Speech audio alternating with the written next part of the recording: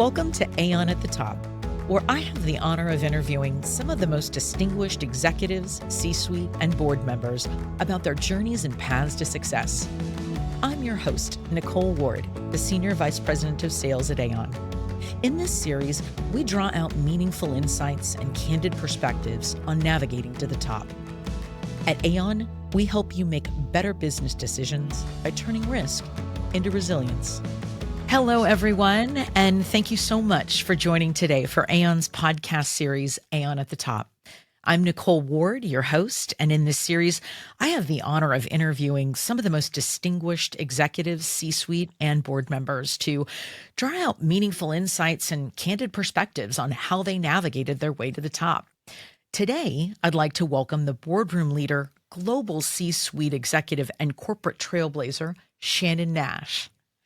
Hey. Shannon Nash is a distinguished global C-suite leader, qualified financial expert, attorney, and CPA with over 30 years of experience in transforming businesses through financial strategy and operational excellence.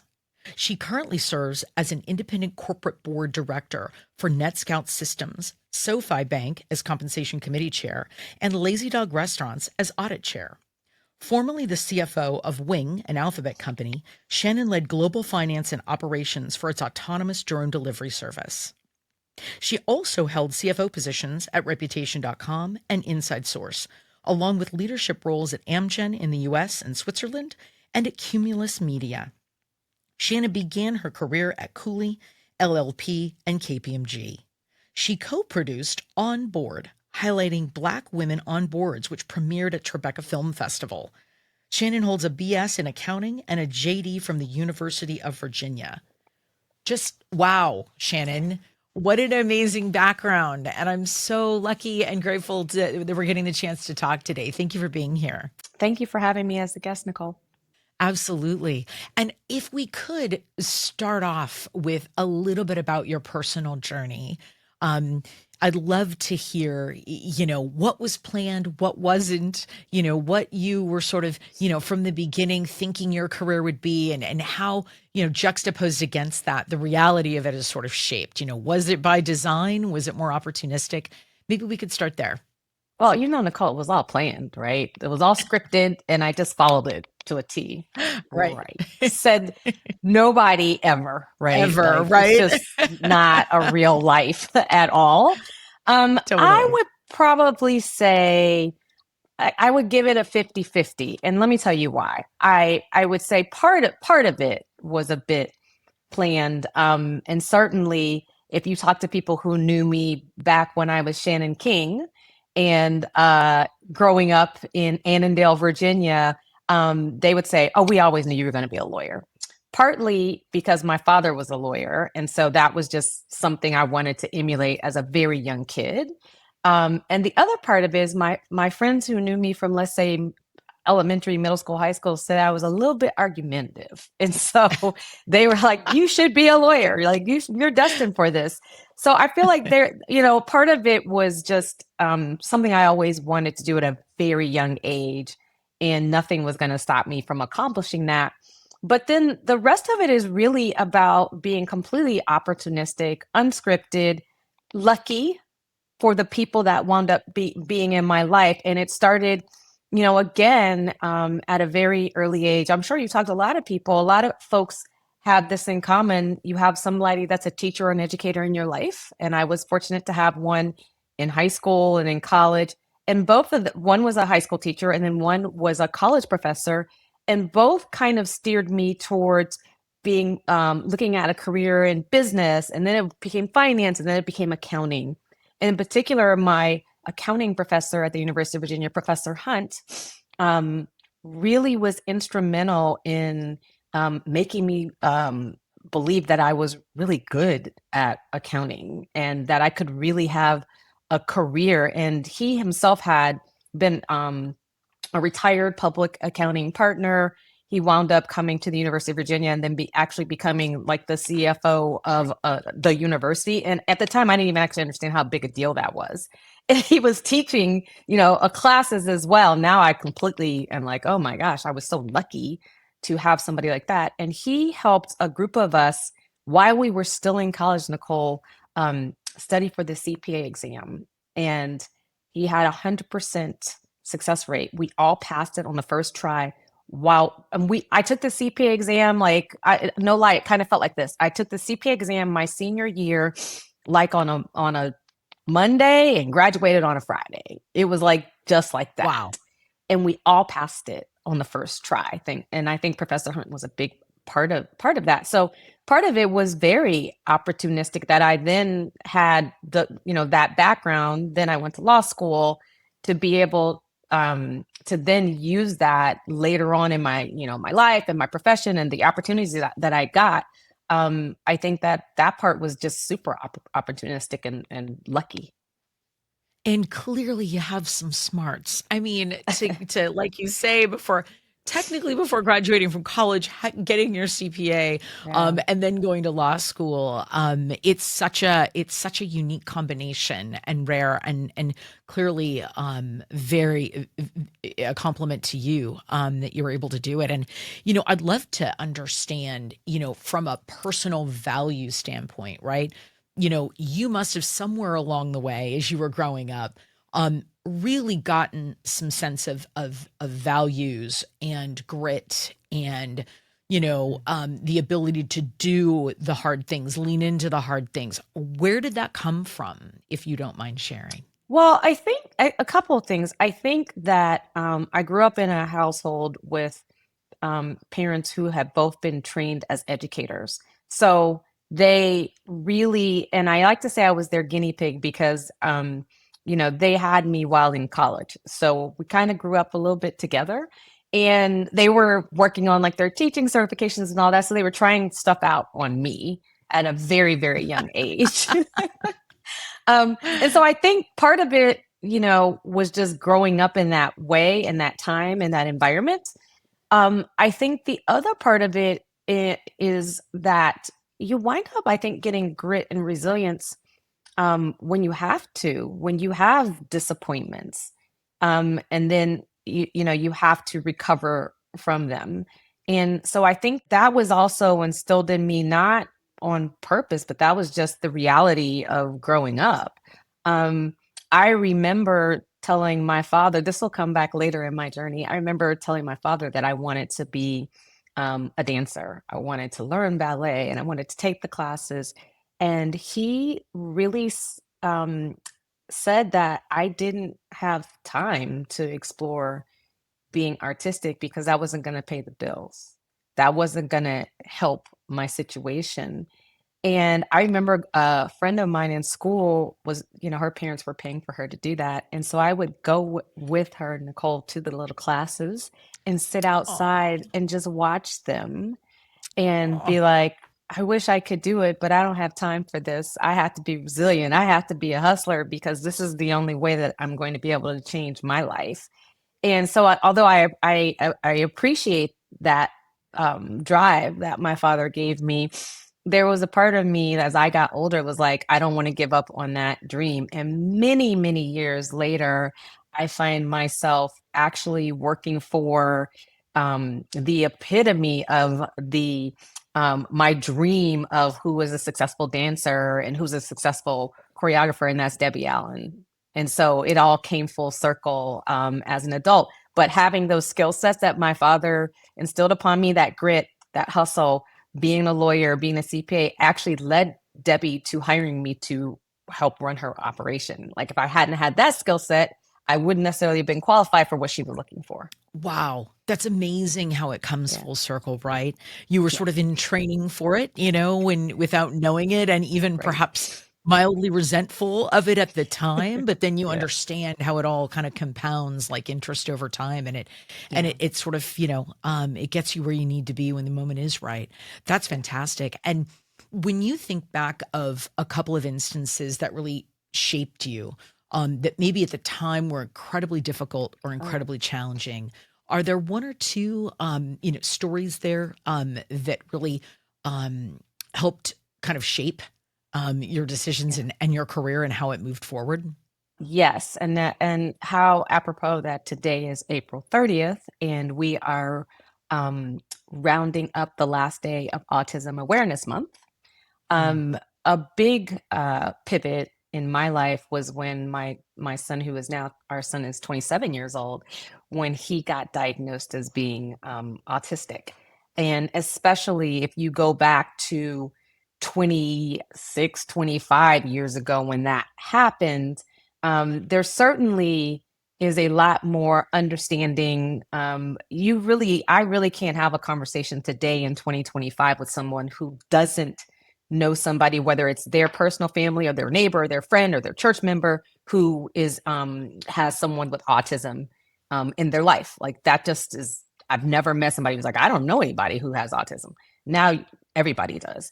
But back then, that was common. When I would say, yeah, I got this diagnosis, people would look at me like, oh, your child's autistic? What does that mean? And I saw the movie The Rain Man. Is he just a savant? And you're like, well, he's a savant about like lining up cars. I don't know what that counts for, but he's a savant at that.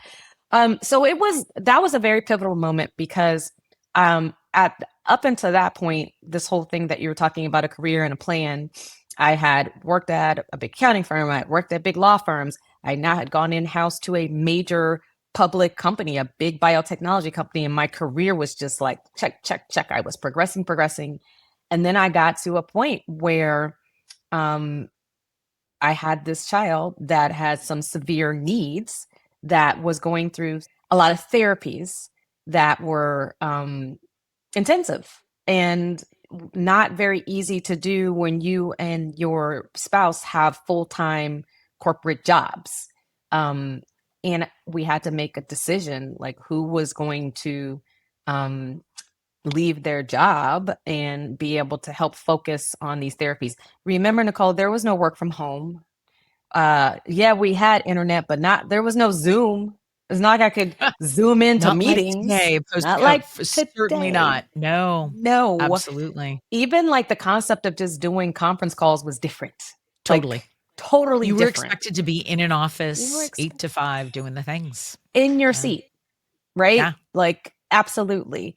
And so it just made it very difficult to have a normal corporate job.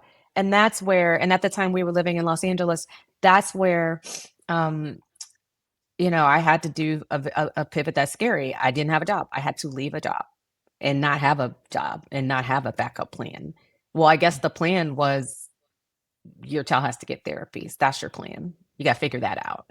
And the luck in that situation that happened, that changed I think the trajectory of my entire career, was the fact that I actually, a good friend of mine who, still a good friend to today, she herself is a big time corporate lawyer, pulled me aside and said, you need to stop this pity party. I'm going to bring you to this reception. You will talk to people in the room and network because you're good at it, and you will find something so you can consult for somebody. You're still talented.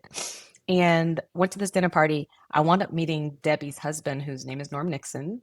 He said, hey, my wife is looking for somebody to help with her company. Do you consult? And I was like, I do today. Like, I hadn't before, but I do now. And long story short, wound up meeting her. She wound up hiring me to run her operations. Mind you, I'd never been an operator before. I'd always worked in big companies. I didn't know anything about hiring, firing people, dealing with landlords and lease contracts, dealing with Mm. insurance, dealing with unions, raising money, doing a budget and raising money to fund this production. I didn't know anything about that. I got a crash course in being really, at the time, it should have been called a startup. But again, my verbiage wouldn't allow me to call it that back then. But that's exactly what it was.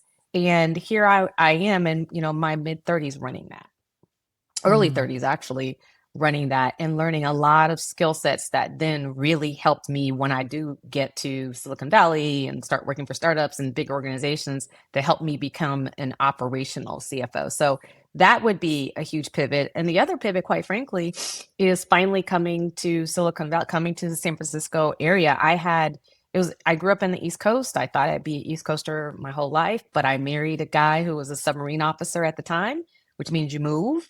And then eventually he wound up getting out of the Navy, but then wound up taking jobs that made us move. And so I had been in college, I had come out to the Bay Area for like an internship.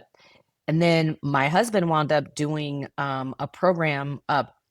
Wharton had opened up a West Coast executive MBA program, and my husband did that. So I kept coming to the Bay Area, staying in the same hotels, going to the same places. When I worked for the law firm Cooley LLP, I was out in DC, but they kept sending me to the San Francisco office to work on projects and deals and things of that nature. So it was like there was something telling me you need to live here.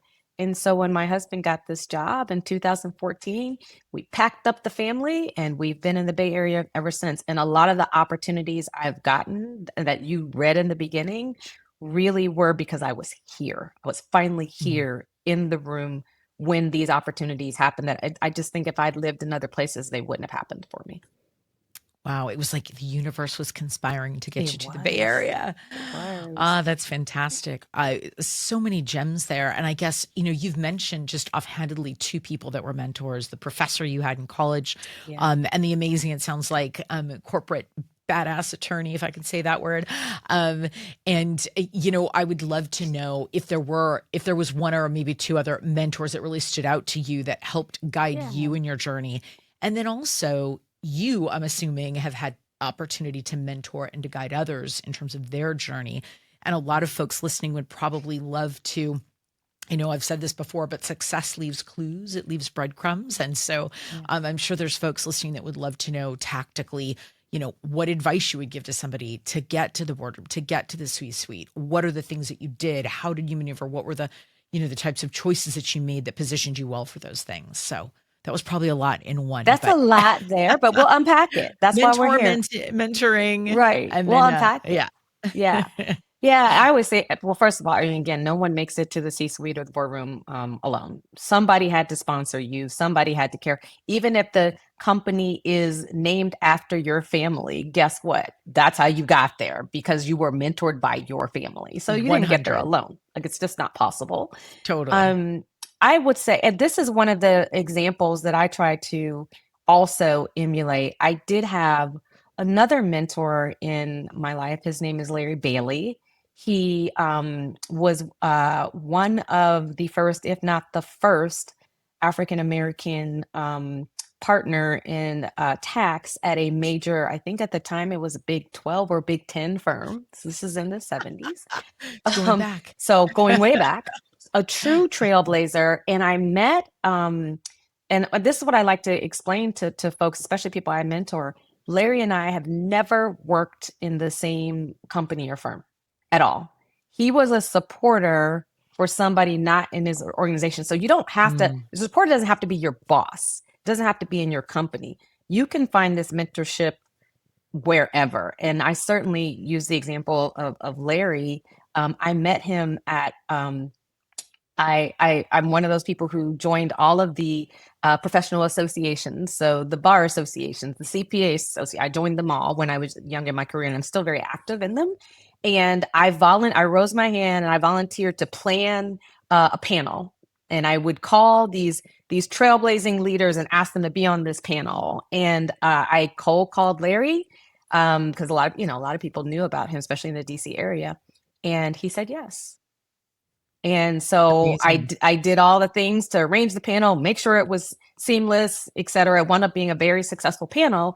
And in fact, the association said, could you guys do this again, like next year? And so I got to know him in that way. But that's a wonderful takeaway for people listening, right? Which is that I hear you involved yourself with professional organizations and affiliations to build your network, and you volunteered and raised your hand to say, how can I get involved where I'm going to interface with panelists who are going to be several years, ahead of me, but it puts you at an opportunity to expose yourself to that. So I think those are some great takeaways. Keep going. Sorry. And it wasn't transactional. That's the other thing I always tell people who are looking. Like, I have people come up to me and say, "Can you mentor me?"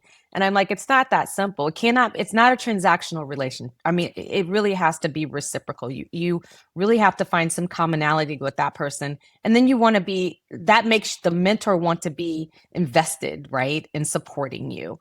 And so by doing that, Larry got to know me, got to know what I was about. And then I got to have like coffees with him, etc. And then he just became very invested in my success, got to know my husband, became vested in his success type of thing, because Larry was on the board of Wharton's Business School. And so, my husband wanted to go into Wharton. Like, it just really was one of those relationships, but it wasn't transactional at all. It was more of the mentor giving something and the mentee giving something, and it turns into a genuine relationship and friendship. And so it got to the point, and still to this day, I don't decide to make a move without calling Larry and saying, what do you think about this company? What do you think about this person? And he's just really become that for me. I try to pay it forward and honor his memory, what he's done for me, because I think that that's what you're supposed to do. I think innately what's the saying, to whom much is given, much is expected. Right. And I just truly believe in that I'm expected to do this. And it actually brings me joy to do this for other people as well. It's amazing. Clearly, growing up with parents who are educators, I mean, that is mentoring at its finest, right? And growing up with that sounds like that was a big part of your DNA, and a willingness to seek it out on your part is huge, right? I think we all have to be vulnerable and recognize what we don't even know, right? The blind spots, and put ourselves in situations where we can receive information and guidance. So kudos to you for doing that. And so moving, a little bit to, you may be putting on your operational hat and sort of leadership hat, but, I'd love to understand how you have made tough decisions when the stakes were really high. What were those sort of goalposts, is the way I've referred to it in the past on other episodes, is sort of, how what guides you principally, in those very difficult situations. And if you have a particular example or story, that's great too, but love to get inside your head as a leader a little bit on that. Well, here's the reality. Every leader is going to have to make a tough decision. So part of it is just being honest with yourself that this is part of the gig, right? This is why you're at the seat, is because you have made tough decisions. Some have worked, some haven't. But ultimately, you've gotten to this position because people trust your decision making. And that's what you're supposed to do, is make the tough decisions. In making the tough decisions, it is really about, for me, making sure that I'm informed, that I have the right data to make the tough decision. And then you look at some of your past experiences, but you also, I think, good decision making looks at all sides, which means you've got to have input from diverse places. However you want to define diverse, I know that's a loaded word, but however you want to define it, it needs to be different opinions. You need to hear them as a leader. Doesn't mean you agree with them, but you need to hear them, because there's blind spots, and you may not think of something because everybody at the table is just nodding their head saying yes, yes, yes, yes, yes. I want to hear the person that's saying no, and why, because there is a chance, sometimes it's a big chance, sometimes it's a small chance, right, that they could be right. And you didn't listen to that blind spot, and you made this tough decision based off of faulty data, really. And so I think that has been kind of how I've approached those tough decisions. I think most of the folks who are similarly situated like me, who were finance and operational leaders, will inevitably have to make a decision that is related to the financial health of the company. And a lot of times for us, that has to do, a big part of our job is fundraising and deciding how to fundraise. Sometimes it's fundraising because you're burning through cash and you need it. Other times it's to position the company in a way that it is not an attractive acquisition target, or that it is an attractive acquisition target, right? So both things could be true. But inevitably, there's some decision like that. And so that would be my example of the tough decision, because what you have responsibility to your employees. You have responsibilities to your shareholders, investors, and owners. You have responsibility to everybody else in the C-suite that is your partner and your collaborator. They're all looking at you to help make that tough decision on which direction should we go. Should we look to merge with another company, bigger or smaller? Should we look to acquire a company? Should we look to raise money? Should we look to go public right now? Is this the time to go public? So that definitely has been a tough decision several times in my career, but there was definitely a time where we had gone down a route. Everybody had bought in on going down this route.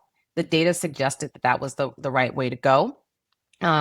We had definitely thought about the downside on going down this route, and that was a route that was going to take us into being a public company.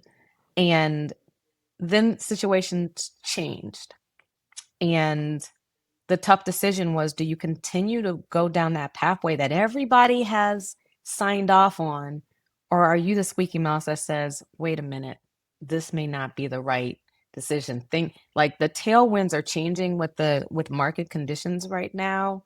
And when I line that up with these three other options, the better option for employees and shareholders and investors may not be to go public. That is a hard choice to make, especially when you've had people who have been with the company for 10 years, et cetera, and they've been waiting for that payday. They've been betting on that payday. So it's not a popular decision either, because you may lose some of your best people. But if Totally. but when you know it's not the right decision, you have to say something. Yeah, you have a Whether or not responsibility you have too, a right? responsibility, whether or Yeah. not you wind up what you think winds up happening, you have to have the courage to say something. So Yeah. that would probably be my example. Yeah, no, that's a great one. And I'd love to get your thoughts on strategy and big thinking because Okay. and I certainly don't want to over stereotype here, but I've known a CFO or two, and a CPA or two, and an Right. attorney or two, and Okay. there is such a detailed, technical, very analytical, can be analytical characteristics to those roles, right? And yet, when you're in the C-suite, it there is an opportunity for big thinking, for big strategy, and yet being conscious of risks and mitigating risks. Right. And how have you balanced those? Because you are a CPA and a JD, and yet you've clearly done some really big things. And there's risk with that. And there's got to be a bit of a pull and push within you, right, around some of those things. So I'd love to hear a little bit about that if I could. Yeah, interesting. I don't know who said this, but it repeats in my head when I think about those type of decisions and those type of things. And that is, strategy lives in the sweet spot between imagination and analysis, because you need Mm, both. I So love that. right? Like I I want that wish I could. quote. Where's that I don't know. quote? I don't know who said it. Who said I that? I'm sure we can go to Chat GPT and it'll tell us who said it, because I'm just not As sure. we should. But I've known I've Love it. it's just a saying I've heard for a number of Hmm. years. So I don't I know who to love it. attribute it to. It's not a I Shannon love it. statement, somebody else's. But I believe it. And so it goes back to, you were saying, you've known a CPA, you've known a finance person, et cetera. The analysis is always, for me, got to be part of the equation in terms of strategy, but it can't just stop at the analysis, because you do need to make a decision. Strategy is definitely about making a decision. Sometimes it's risky, sometimes it's not as risky, but ultimately you got to pick a side and be willing to be accountable for if it's wrong. Mm. Right? Okay. And so you have to balance those two risks. I think that the scenario planning and all of that has to be, really well thought of, and uh, really, you got to kick the tires on those things. And so I think you spend a lot of that time. But ultimately, I always go back to these principles. Every company has a North Star. I have a North Star. So I want to know what that is. I then want to know, what are the kind of the 3 or 4 big goals that support that North Star? And there are consultants and people that have much more fancier words to describe this. But when it gets down to nuts and bolts, it's just, here's our North Star, and this is what we believe in a company, and this is where we're going. Here are the goals that we think they're going to get us here. It needs to be very digestible so the whole company can follow it, 3 to 5. And then you ask yourself, does this strategy, what we're going to do, support that North Star and these goals to get there? Yes, no, maybe. And that's kind of a framework that I've used in those type of scenarios. And when it's and there's times where it's clearly a no, it doesn't support, that makes that decision easier. There's other times where it's like a clear yes, that makes that decision easier. Where the rubber meets the road, where it's like a maybe. And that's where the conversations get difficult, because the maybes could actually turn into yeses, or they can turn into nos, but they can also just take you completely off of course and off mission. This is where bold decisions have to be made. And I also will double down on who was around that table. Did you get enough input from who was around that table to really have that big thinking, and you mitigating that risk with the opportunity, but what the data is saying? I think it comes back to that. It's an art and a science, right? It's like balancing growth and innovating with managing risk and the downsides, right? And I think what you said earlier so well was around having all the people at the table with all the diversity of opinions and thoughts, to where it's, it's not homogeneity, right? It is diverse, to use the word, and to make sure that you're getting all of those various inputs, right? I think that's fantastic, Nan, and sound. And so, I wonder if you could speak a little bit to, some of the emerging risks that we're seeing these days, whether it's, AI, geopolitical things going on, cyber, how are you mitigating those things, the sort of less controllables, if you will, right? Outside sort of, influences. How do you manage to do that? Well, I think you're right. I mean, most companies are dealing with, these types of risks. AI is a risk and the benefit, and so it's the whole AI framework. You could probably do 50 podcasts on that, right? Because it's just evolving so much.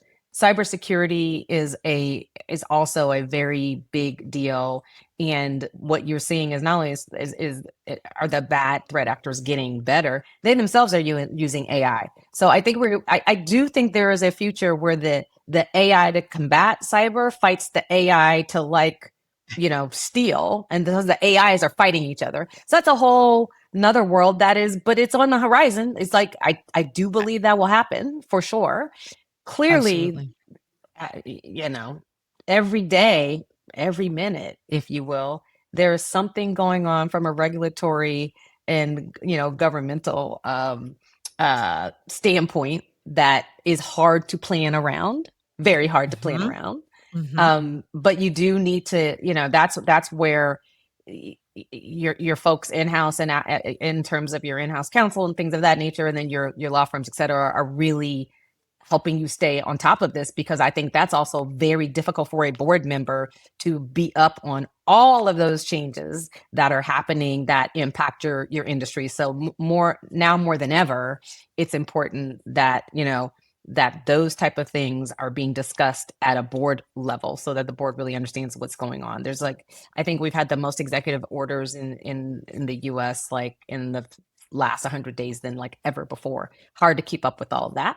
A lot of that leads to things like reputational risk and transparency and trust. That's constantly something you discuss at the boardroom, as well. But you got to be pretty disciplined in making sure that you're trying to balance all of these risks. And so several boards will have a separate risk committee, for example, to just focus on that. Oftentimes you will see, if they don't have a separate risk committee, that's being dealt with on the audit committee side of the house. And what I am seeing, I'm on a board with one that does have a separate risk committee and one that does not. What I'm telling you is that these committee meetings are getting longer, very hard to plan around. Very hard to plan around. But you do need to, that's where these committee meetings are getting They are getting more in depth. More experts who are experts in that specific risk area are coming in and talking to the board. I think that's all going in the right direction, because we are living in a time where it's hard to prioritize which one of these things you focus on. And quite frankly, you need to pretty much focus on them all. All, Um, like right? all of them deserve I your know, they're attention. all important. They're all important. Exactly. And so part of Yeah. it is, you don't want How to do you just be, prioritize, yeah, you don't want to you just know? be like, oh, there was a fire, let's focus on it now. You don't want to just be that, like that type of board, right? That type of committee. But there is a little bit of focusing on things, thinking about, well, of all these four things you just listed in our industry, what has the probability of causing the most harm to shareholder, company value and shareholder trust and things of that nature. There is some prioritization of that, but ultimately the things that you and I just discussed, right? We both just said, and even you said in your question, every board is focused on that. Period. There's no board meeting that goes by where you don't talk about those things. Yeah. Well, and you brought up a good point there, or I'll sort of pull on it a little bit, but in terms of board effectiveness, right? I mean, that is also a very hot topic, right? Which is, how do you measure and or improve board effectiveness when you do have all of these competing priorities and things that are all equally urgent and important, right? And I don't know if you have any thoughts there, wearing your board hat now, from a board effectiveness standpoint, or if there are measures or things that you've seen be successful or things that you're doing on boards you're part of. Yeah, I think boards are, so boards are, I think, getting more in depth with. So every year there's a board assessment that happens, and I'm seeing that, and that is, if you think about it, just like employees get performance, reviews and evaluations, it's the same thing, but at a board level. So the board is self-assessing, where they are in various areas. They're looking for gaps. The gap could be, maybe we don't have anyone who is a cybersecurity expert on this board, and we really need to look at that gap and figure out, do we need to add somebody to the board, or do we need to bring in more experts to help the board understand those risks for this company, et cetera. So you're seeing the level of these annual assessments are I think getting a lot deeper and are pretty thoughtful, if you will, in terms of just how is the board performing and what they're missing and they're lacking, if you will. I will say that here's the reality. The board also is spending a lot of time trying to figure out how they can support management. So I'm seeing a lot in terms of effectiveness. I'm seeing a lot more of, especially like those committee chairs, doing assessments at the committee level. So it's not just the entire board. It's like, okay, the audit committee is going to do its own assessment, and it's going to really work with the CFO, the chief accounting officer, and that team. So it's going a layer deeper. And I think we're going to see more of that. I think that's really good, especially, I mean, again, my background is more audit committee, but especially as more things keep getting added to the audit committee's calendar, like cyber, as an example, and AI, that is just going to be critical for a audit committee member to be effective, is going to be critical, making sure that those relationships are strong with management, because these are newer areas that everyone's still trying to figure out how. There's a compliance angle to it, and that's big for audit, but there's also like, how are you using these things to be competitive, and how are you using it to safeguard what the cyber folks call the crown jewels of the company, if you will. Right, right. No, and I was just going to ask you, what are some of the bigger compliance challenges you're seeing from the boards that you're on, if you can share, what are some of those bigger? Yeah, I think that's what we were talking. I think again, in the area of AI, and it's really AI and cyber are continuing to evolve, especially AI, right? And so, what is going to be the compliance framework? And then what is going to, and here's the thing, the compliance framework, where, right? Because a lot of these companies operate globally. And so that lack of coordination globally, from a compliance standpoint, is just very challenging and very difficult. We see it right now. An example you see it play out right now is on data privacy. There's GDPR, there's Hmm. California, there's, Yeah. so if you're a global company, keeping up with your compliance mandate, right, on something like data privacy is AI will help with that. There's certainly tools that help you manage that, but this goes back to but what's your strategy? Ultimately, I will tell you earlier on in my career when we didn't have this type of technology, et cetera, I worked for a company called Amgen, and I lived in Switzerland for a couple of years. And one of the things that, if you think about a biotech and all the compliance you have to do in terms of selling a drug legally and marketing, et cetera, there's different compliance laws in every country. And we didn't even have the ability to, go to some type of AI tool to take an advertisement and run it through like a tool to say it's compliant in Spain, but it's not compliant here. And by the way, there's a corporate compliance that looks at just regardless of what that particular country requires, we require this. We had to do that like manually. And so I'm glad we have the technology to speed some of that along, but it's still going to take a lot of strategy to make sure that you're being compliant globally. And I don't think that that's going to get any easier as you layer on data privacy, cybersecurity, AI, this, that, and the other. Yeah, it's just going to Yeah, get more complex. no, absolutely. And when we think about technology and trends and innovation and whatnot, are there things that you're really excited about, um, or that give you pause for concern, maybe that we haven't already discussed? Any trends or things that you're really excited for that you're optimistic about? Well, I think that we just keep coming back to AI, right? I think we keep coming back Mm, to the same thing. I mean, it is the trend and how companies are using it, and their products and service offerings is really exciting. Um, at the same time, there's balancing ethical risk with that.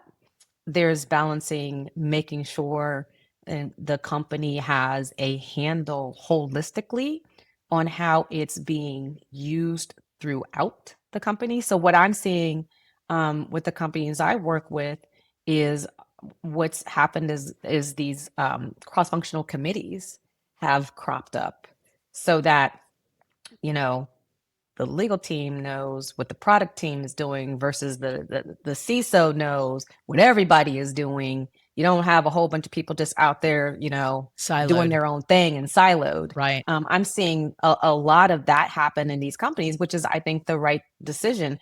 There are companies that are going to get very good at using AI as a competitive advantage, in no doubt, in their products and their offerings. And then at the same time, there are folks who are also working on the other side of that, not the revenue side of it, but the cost side of it, how they can use AI to run more efficiently. So I'm excited to see and work on really how those all the finance person in me is, especially on how that all comes together. Because ultimately, you want a situation where AI is helping your revenue increase in a way that you couldn't have done without AI, and it's also cutting down your costs in a way you couldn't have done without AI. Sure.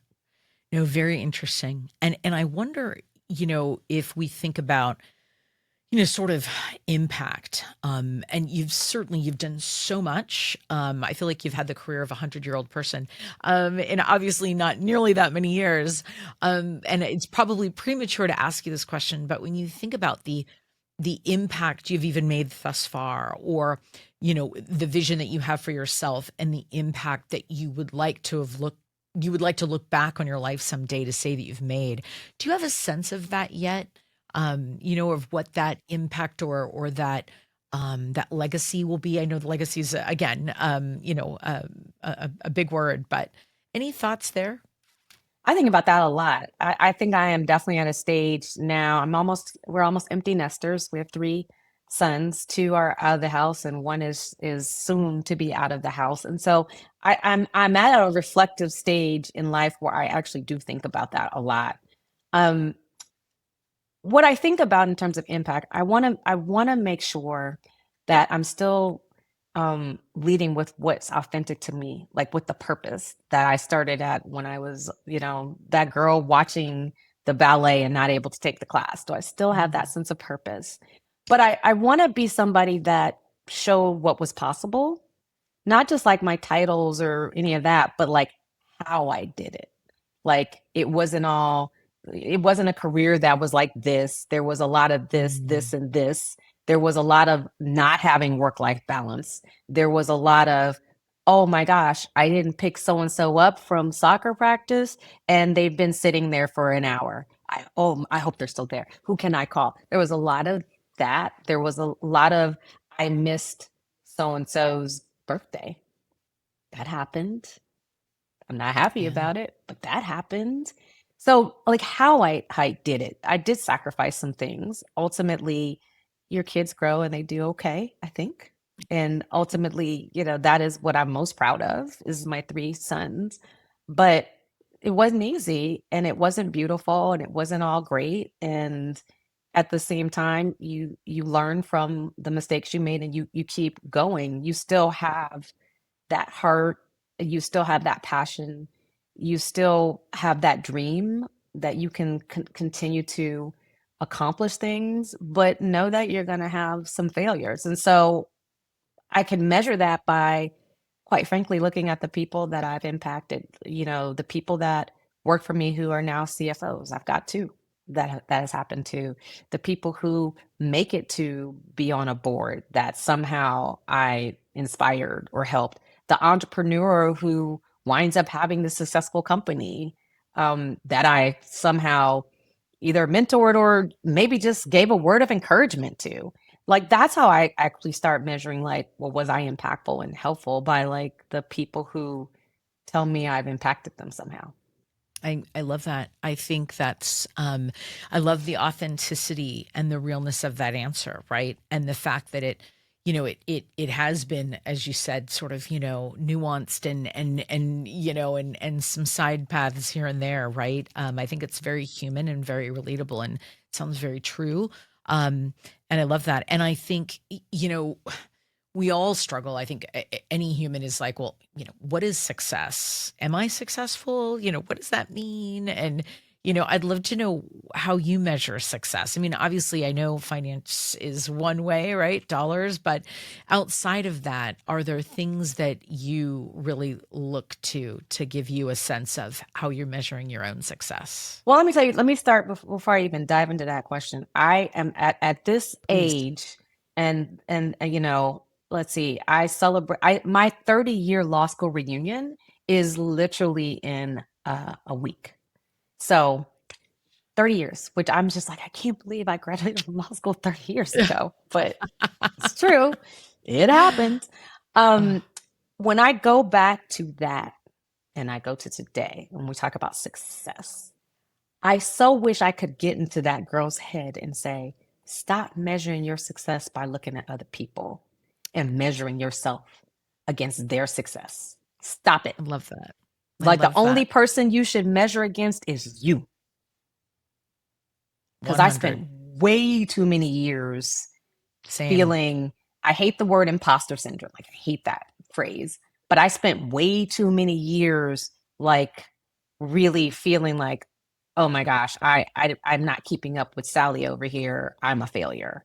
Oh, I don't have, well, I told you that time I didn't have a job. I was like, I'm definitely completely a failure. I spent all this money to go to all these amazing schools and I don't even have a job. Like, what is wrong with me?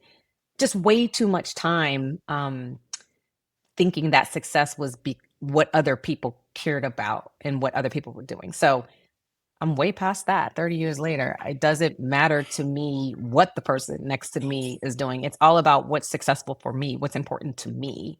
And what's Love that. important to me, we just talked about, is how am I being impactful? How am I showing up? How am I helping other people get to their excellence like state? Like that's like really what's most important at this stage in life. But yeah, I wanted to make sure I told you that part because that's something that um I tell people I mentor right now. Stop comparing yourself to people. Don't even compare your why you compare yourself to me? Well, when you were this age, you had done this. Who cares? There's nothing to Yeah. do with me. This is all about you and your journey. I love that. I feel it's Yeah. so true. I had the same, I spent the first half of my career wondering what everyone else is doing and measuring up against them and against these things that don't matter. But we only seem to get that on like the second half or the latter part of our life. So I love it that you're saying it. And I think it's so absolutely true. For sure. And so tell us what's next for Shannon. Like you are trailblazer extraordinaire. It doesn't seem like, especially from, from a corporate perspective, there's anything you can't do and any seat you haven't sat in. How do you keep challenging yourself? What's next for you? Yeah, I'm so excited. This stage in my life, the next thing I'm focused on is so I am working on a podcast and a book. And it Ah, is really something I've been wanting to do for Nicole a long, long time. But it's really going to take a bit of like leadership with like lessons and intersect that with some culture, some creativity, some strategy, kind of all boiled into to one. So that's what I'm working on next. I love it. So a book and a podcast. Now, Yeah.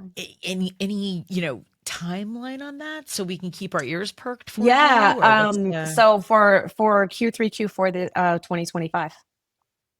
so imminent. It's happening. Imminent. All Yeah. right. I love that. That's amazing. Well, what have I not asked you that I should have asked you? What else should we know? What other jewels of wisdom would you like to share with everyone? Yeah. Okay. So I thought about this really hard and it's kind of like my, is that and just an insight that I wanted to share. And that is, you ready for it? Please. Okay. There's no way to the top, but there is one constant: authenticity. Don't wait to become a leader.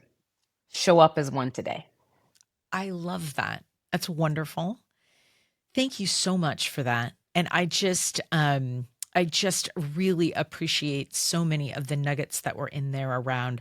I mean, you've said it, that authenticity, that sense of realness, and I think one of the hardest things for any of us to do is to tell the truth when it's hard, right? To be Yeah. honest when it's hard. It's easy to be honest when it's a situation we're comfortable in, but to admit things, to be vulnerable, Yeah. vulnerability is victory, I think, right? And Yes. I think you've just articulated so well, your path and how you've learned along the way and gotten mentors and mentored.